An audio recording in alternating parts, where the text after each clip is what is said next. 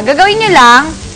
So, pag naugasan na ng gulay, lagay nyo na siya sa lalagyan Di na ba oven ang safe. pag-bake ng gulay? Ako Laging din! karne, isda. Pero remember, Ang sarap Mars, niya yung eggplant papakin. parmigiana, you bake oo, that, that's diba? true, that's So, parang, true. Kahapon, Correct. ginawan ko yung baby ko ng eggplant na bake. Nilagyan ko niya? ng egg, ng kamatis, ng beef.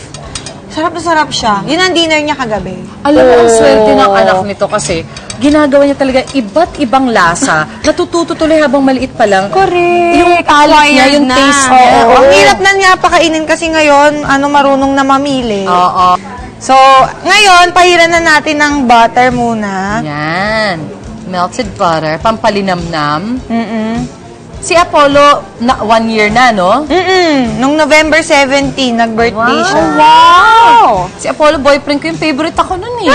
Super, Mars. Sabi mo nga eh. Super! Ayan. Tapos, lagyan lang natin ng konting salt. Nice. Diba? Ang dali-dali lang. Hindi ka nga papawisan. Hindi. Correct. Oh.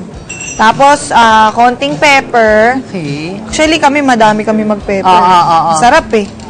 Kahit madaming paminta, kinakain din ni Apollo. Ito rin, kinakain niya rin to. I love Oh, it. ang galing ng baby mo. Natuto na agad kumain ng Oo. gulay.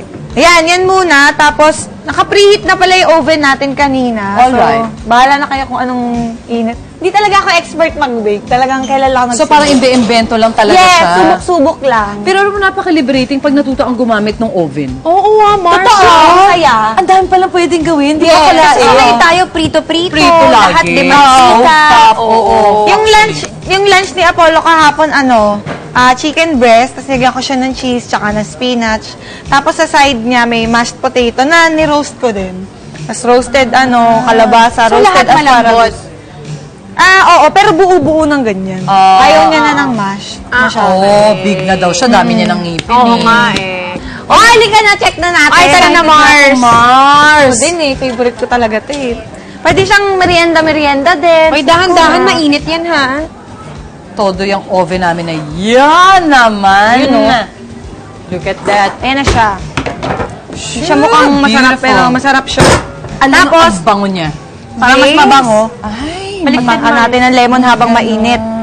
Ay, tumalsik. kaya niya ginaganyan para Para hindi yung mo nagagay seeds. Oh, ang galing, no? Kaya lang Di ba?